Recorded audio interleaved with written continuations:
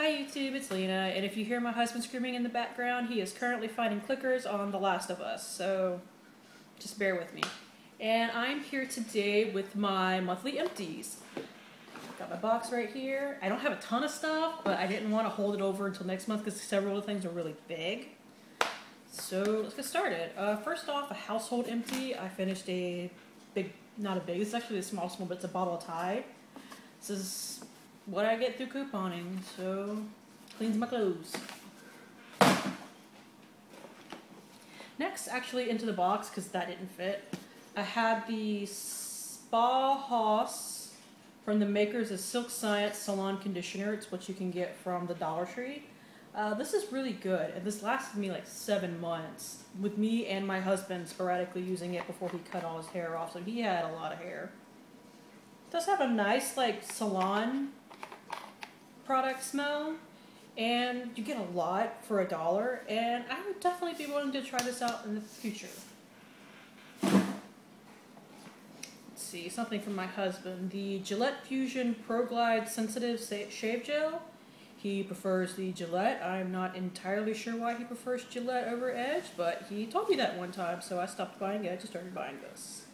This was actually in like a 3-pack from Sam's. But I think you can get this everywhere that it's sold. So he likes it. Does up a good foam and everything. So I actually don't use shave gels. So he likes it because he likes it. I don't have a lot in here, but I have a lot of makeup. Let me dig out all the non-makeup related things, and then we will get to makeup.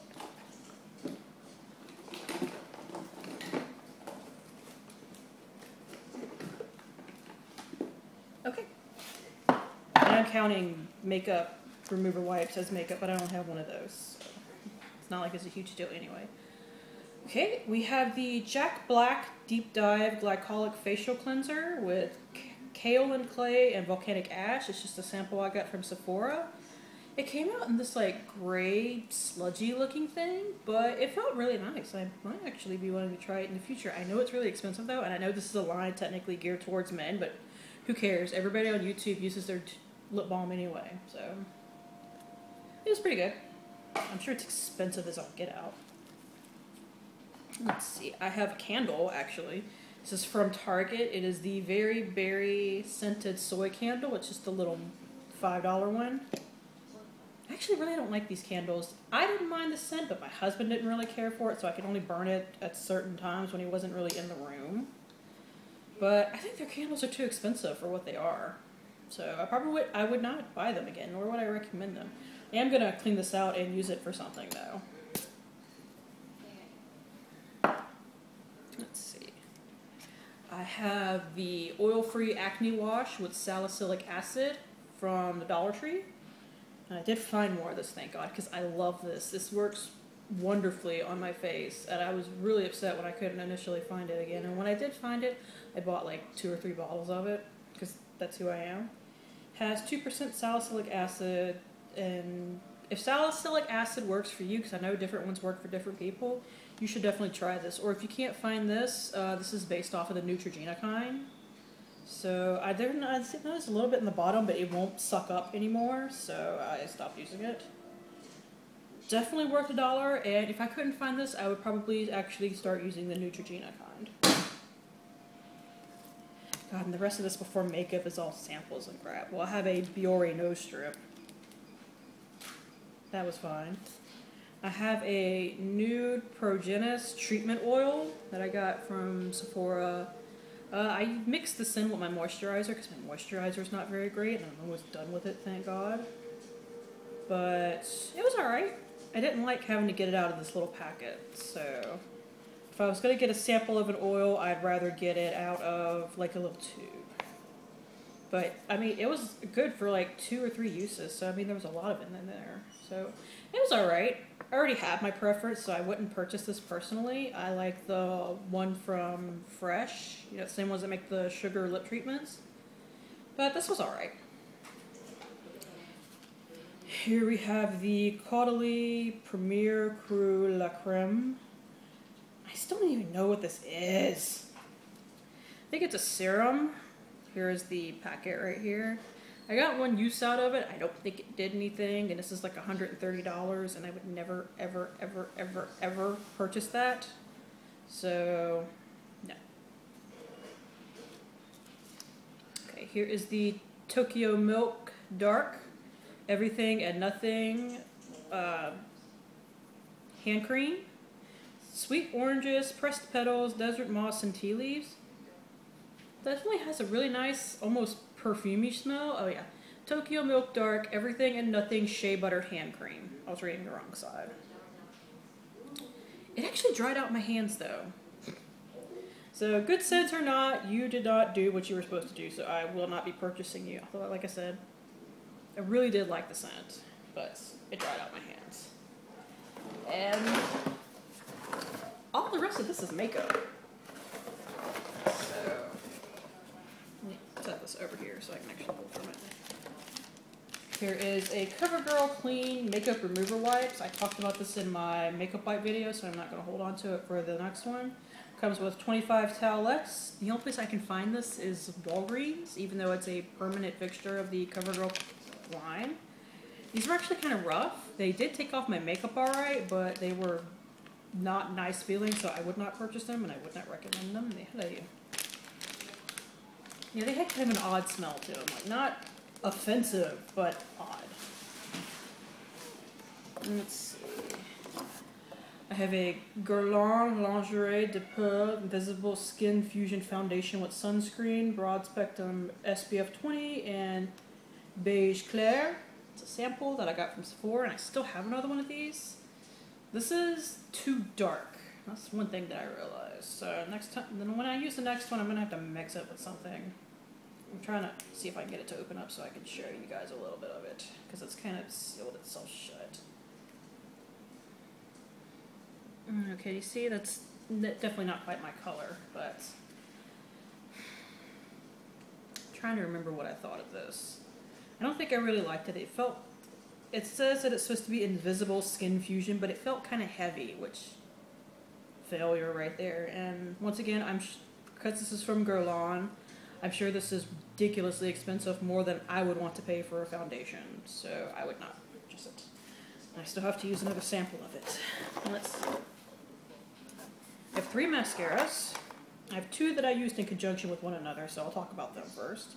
I have the Ulta Voluptuous Volume. This one right here in the orange package.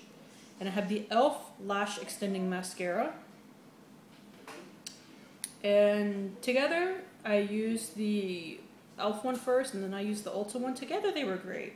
Got some good separation with the lash extending one, and got a lot of volume with the Ulta one. My sister sent me the e.l.f. one. I would probably not purchase the e.l.f. one again, because on its own, it doesn't really do much for my lashes. However, I got the Ulta one in like some little free gift with purchase. Like it was, you spent like $20 on Ulta products. They gave you a big, not a big bag, but a sizable little bag full of makeup. I actually did really like this. It's only about $8. So if I was at Ulta again, I might pick another one up. I would definitely be willing to use it again. The other one is the L'Oreal Voluminous Butterfly Mascara. I will show you this one because neither one of them are particularly interesting, but this one has that little freaky butterfly wand. Yeah, it's done. It's got a perfumey smell, and it's gotten like weirdly perfumed. I really liked this mascara. It's in Blackest Black because I wouldn't buy anything else. Definitely did great things to my lashes. I did a first impression video that I will link down below where you can see more of my thoughts on it. They did not change as I used it, because you know how sometimes you can like something at first and then wind up hating it, or you can hate something at first and wind up liking it once you figure it out. But my thoughts stayed the same on this. I would definitely purchase this again in the future. I think it's a really good mascara. But you are dead. Actually, that's something crazy that I don't usually bother to do with most mascaras. I put some saline solution in this when it started to dry out so I could get some more uses out of it. But then it dried out again, and I wasn't going to do it twice because then it was hitting its like 3-month mark. So you have to throw things away so fast. I'm not. I'm dropping them.